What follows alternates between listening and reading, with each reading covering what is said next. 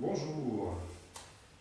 Après les bilans que nous avons effectués concernant les capteurs posturaux, je vous propose une auto-prise en charge de ces mêmes capteurs de manière à favoriser le fonctionnement de ces capteurs et si possible retrouver une certaine autonomie. Le premier capteur dont je voulais vous parler, donc, c'est le capteur des pieds, le capteur podal. Et donc il faut savoir que mécaniquement, le pied fonctionne à partir d'un axe qui s'appelle l'axe du pied, justement, donc entre le deuxième orteil, c'est-à-dire après le gros orteil, il y a le deuxième orteil, jusqu'au milieu du talon. Et cet axe, donc, va fonctionner en torsion, c'est-à-dire que le pied va mécaniquement travailler du bord externe du talon, c'est ce que je disais dans la vidéo précédente, jusqu'au gros orteil, avec une barre de torsion en fait qui s'effectue un petit peu comme ça. Donc cet axe, deuxième orteil milieu du talon, on va positionner le pied sur un bâton. Et donc pour rééduquer, reprogrammer le pied, je vous propose donc d'utiliser un mouvement issu de la méthode Ehrenfried, de la magnifique méthode Ehrenfried. Vous avez une description sur mon site de cette approche que je pratique également, qui va permettre de redonner en fait au corps la spontanéité de ses axes de fonctionnement. Alors on va positionner le pied sur le bâton en posant donc le deuxième orteil et le milieu du talon. Ça va être très important pour reprogrammer le fonctionnement naturel et biomécanique du pied, intégré donc dans l'ensemble du corps. Trois éléments vont être primordiaux pour que ce soit véritablement un mouvement Ehrenfried. Premièrement, le confort. Quand je poserai mon pied, il faut que ce soit confortable. Deuxièmement, l'envie d'aller sur le bâton. Ça signifie que le corps accepte de se poser sur ce bâton. Et troisième élément, je suis bien. Alors, souvent j'entends la réflexion, bien, confort, c'est un peu la même chose. En fait, pas tout à fait, donc, finalement. Je peux avoir un vêtement qui est confortable, mais que je ne trouve pas forcément très bien. Par contre, je peux avoir un vêtement qui est bien et que je ne trouve pas forcément confortable. Donc voilà, c'est des notions qui sont similaires, proches, mais qui ne sont pas les mêmes de toute façon. Alors pourquoi c'est important de rester dans ce cadre-là, c'est-à-dire je suis confort, je suis bien et j'ai envie. Tout simplement parce que votre posture ne pourra pas évoluer si vous mettez en place des contraintes. Si vous mettez en place une situation de contrainte avec le corps, d'exigence du mouvement, de sollicitation, vous allez uniquement fonctionner avec les adaptations ou les compensations qui sont déjà présentes. Et vous ne pourrez pas faire évoluer votre système. Deuxième objection que j'entends, oui, mais le bâton il fait mal, etc. Bah, justement, donc, au fur et à mesure, vous verrez qu'il y a quelque chose qui va se libérer et qui va se mettre en place, c'est le but du travail. Pour autant, ne tombez pas dans le piège de résister en serrant les dents, puisqu'on a vu que c'est également un facteur de déséquilibre du corps. Donc la mandibule qui va être un élément de la posture assez primordial. Donc ça ne sert à rien de se crisper sur le bâton en jouant la montre. La durée n'intervient pas.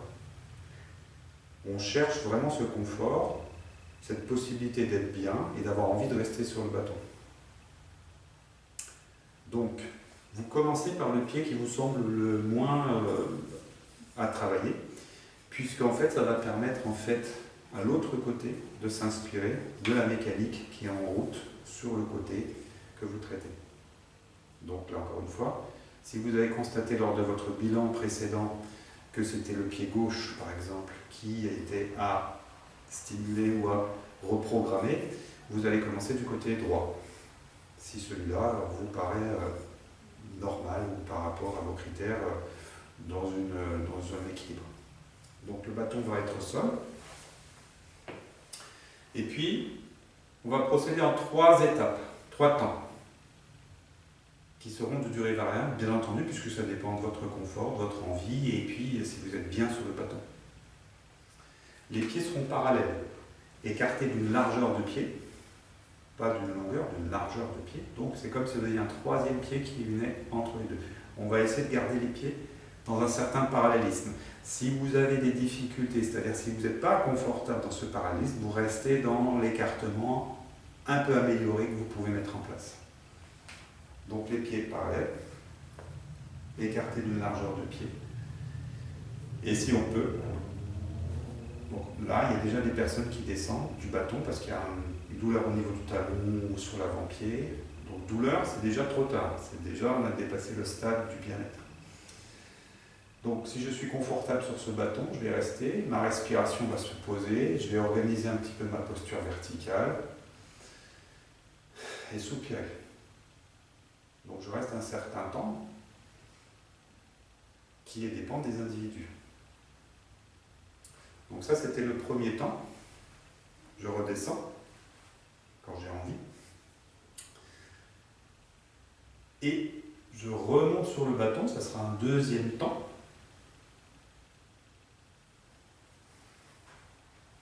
Après avoir fait cette pause intermédiaire.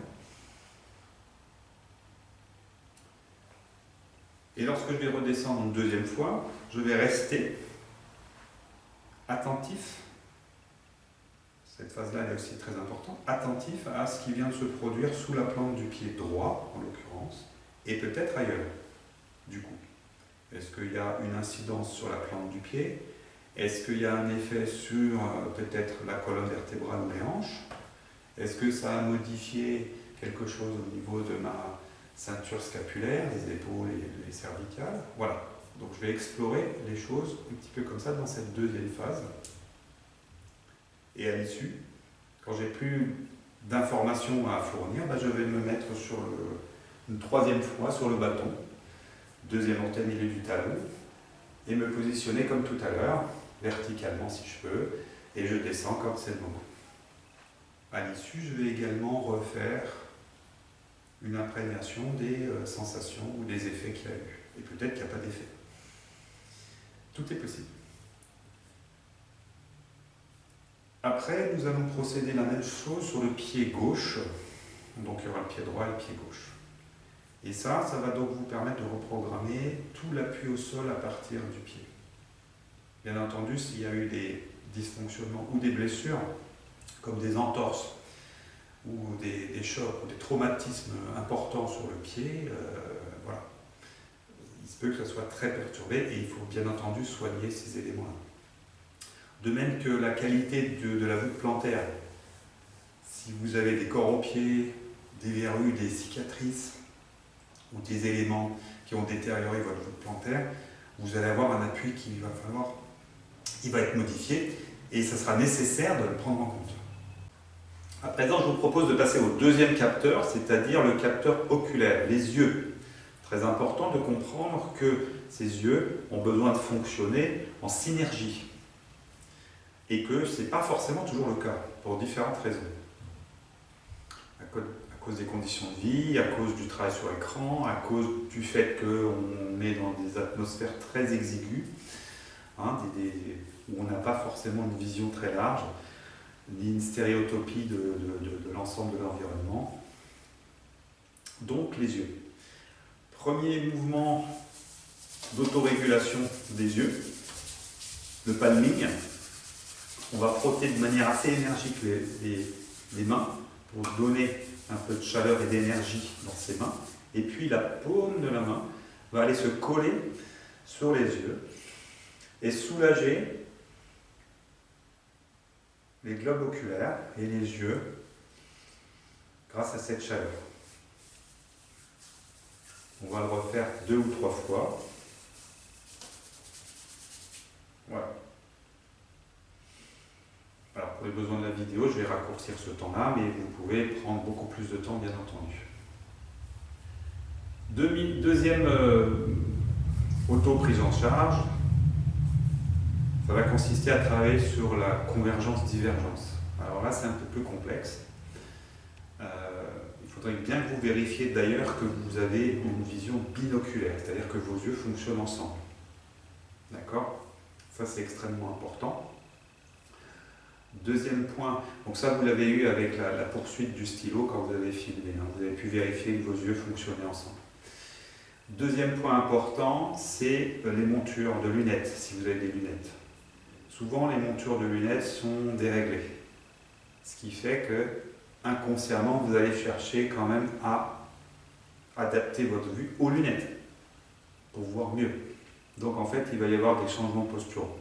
Donc il faut impérativement que vos lunettes soient bien réglées. Donc ça, vérifiez aussi cet élément-là, hein, il est souvent négligé. Donc là, on va travailler sur un mouvement de poursuite qu'on va faire avec le doigt ou avec un stylo, mais le doigt ça peut aller aussi, hein, donc il faudrait les voyer. Donc, si j'ai des yeux qui sont convergents, c'est-à-dire un œil qui est convergent, il aura tendance à regarder très à l'intérieur et avoir du mal à sortir. S'il est divergent, il aura tendance, cet œil-là, ou les yeux, à partir vers l'extérieur et à avoir du mal à revenir vers l'intérieur. Donc dans un cas comme dans l'autre, on va travailler du côté opposé. C'est-à-dire, par exemple, si j'ai un œil divergent à droite, divergent, c'est-à-dire qui part vers la droite, je vais travailler principalement de ce côté, à ma gauche. D'accord ? Si j'ai un œil convergent, d'accord, je vais travailler principalement à droite. Alors, quand je dis travailler, ça consiste en quoi? Vous allez faire des mouvements circulaires.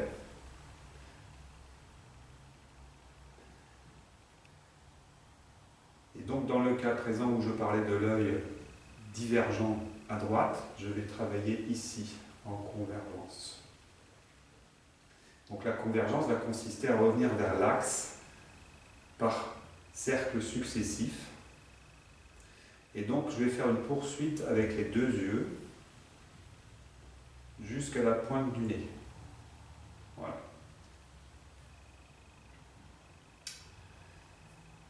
Et je peux travailler aussi dans l'autre sens, hein. Voilà. C'est aussi intéressant. Deuxième exercice, c'est de travailler sur l'éloignement-rapprochement. Donc dans le cas que je prenais comme exemple, dans le cas d'un œil divergent, hein, qui diverge, qui part, je vais travailler, voilà, plutôt légèrement à gauche pour l'inviter à retrouver sa convergence. Et inversement, si l'œil était convergent, c'est-à-dire qu'il était trop braqué sur l'intérieur, on va travailler sur l'extérieur pour l'inviter petit à petit à converger avec la synchronisation de l'autre œil. Donc ça, c'est les deux mouvements que je vous propose de rééducation, d'auto-rééducation, d'entretien en tout cas de votre système et vos capteurs oculaires.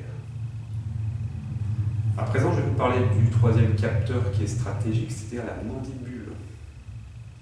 Donc, on va faire un premier travail qui va consister à lisser les muscles temporaux, qui sont très puissants et très sollicités dans les mâchoires. Entre parenthèses, s'il y a du bruxisme ou les mâchoires qui sont serrées, c'est principalement lié à cause de ces muscles-là. Mais ça, c'est pas la raison, c'est la conséquence, et c'est la conséquence d'un dysfonctionnement sur véritablement vos capteurs et le système émotionnel qui va avec. La parenthèse est fermée. Donc, massage des temporaux, lissage, hein, c'est des mouvements qu'on peut voir assez régulièrement, les tempes, etc. Et puis, vous allez lisser les muscles qui sont sous la mandibule, ici, hein, avec le masséter notamment, ici, et sur le côté, voilà, pour étirer ces muscles et les détendre. Voilà. Donc ça sera fait un peu plus longtemps. Dans un deuxième temps, on va mobiliser la mandibule, la mâchoire, hein, d'accord, en étant très relax. Vous relâchez un peu votre musculature, donc les fameux masséter et puis temporaux, les muscles masséter et temporaux. Et puis vous allez solliciter la mâchoire en mettant les deux mains comme ça et en faisant des tout petits mouvements légers, voilà, d'inclinaison et de légère rotation. Et vous pouvez combiner ces mouvements.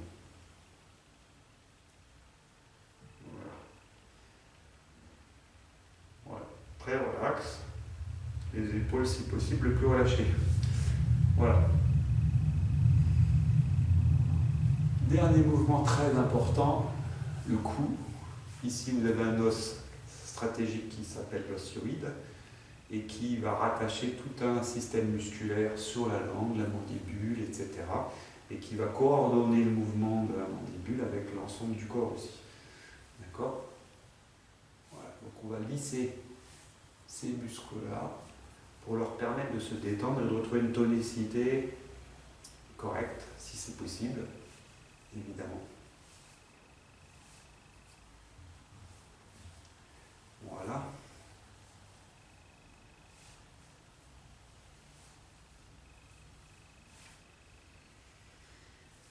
Alors, toujours pour la mandibule, il y a quelque chose qui est extrêmement important. C'est un muscle très puissant, enfin c'est plusieurs muscles très puissants qui sont dans la langue et qui vont sculpter depuis la petite enfance jusqu'à l'âge adulte et continuer d'ailleurs à sculpter, hein, mais un peu plus lentement, toute l'organisation de l'arcade dentaire.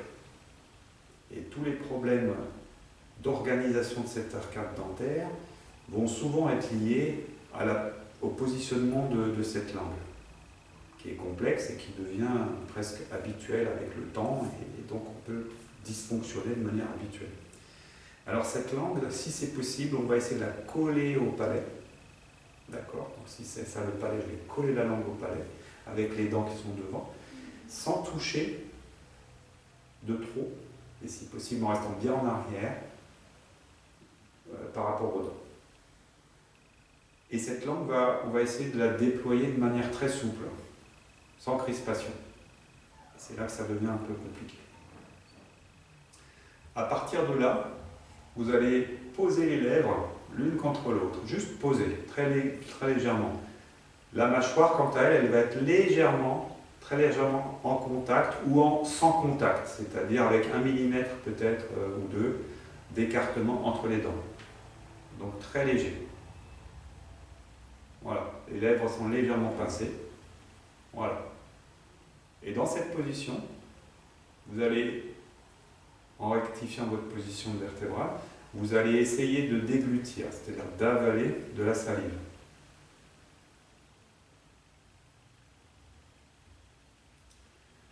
Normalement, vous ne devez pas avoir de mouvement du cou, ni de la mâchoire, etc.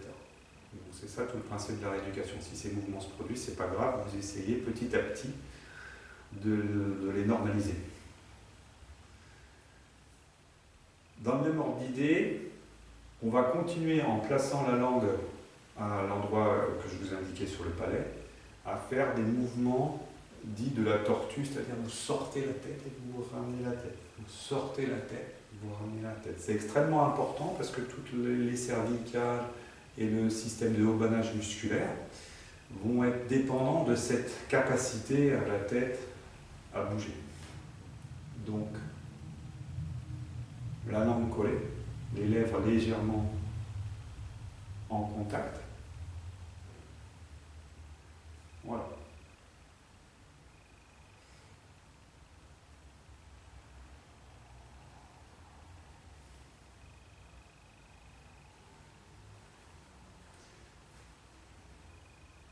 Dernier mouvement qu'on peut réaliser aussi maintenant pour la mandibule, ça va être une combinaison un petit peu de tout ça. On va organiser notre colonne vertébrale en mettant un livre sur la tête ou un support.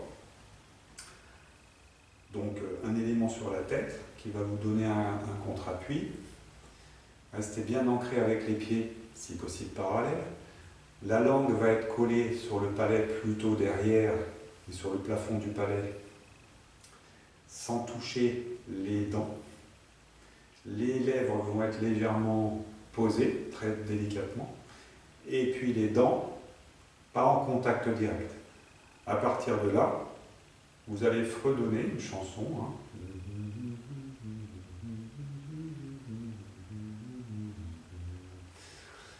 Ce qui aura pour intérêt d'activer un nerf qui est assez stratégique aussi, hein, qui est primordial, qui s'appelle le nerf vague, dit pneumogastrique.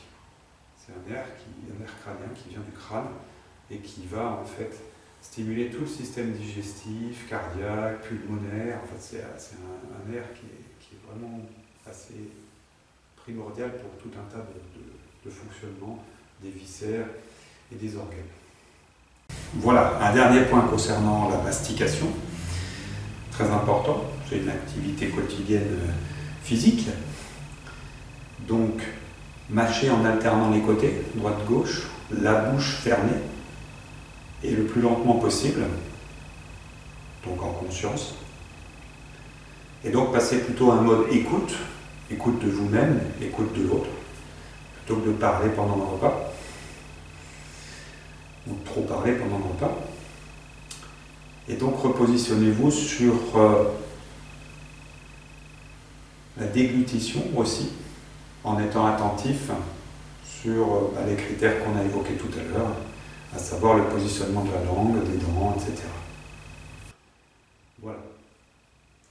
Alors bien entendu, ces automouvements, cette auto-rééducation ne remplace pas un traitement de fond, mais je vous invite à refaire des tests sur les secteurs, sur les capteurs qui semblaient défaillants, et notamment les tests posturaux globaux de la colonne vertébrale, pour vérifier déjà avec cette rééducation, l'impact que ça peut avoir. Et vous constaterez sans doute des changements. C'est assez intéressant. Et bien entendu, s'il y a nécessité d'un traitement qui va plus loin, on aura besoin de techniques qui iront un peu plus en avant. Et puis, ça vous permettra au moins de pointer des zones à travailler ou des éléments à faire progresser. N'oubliez pas que votre posture a une incidence sur votre fonctionnement psychologique, émotionnel, voire votre vitalité, bien entendu, et que c'est tout un pan qui est aussi pris en compte, et que je prends en compte dans certaines séances. Donc je vous invite à bien vous porter, et vous porter bien. Je vous remercie.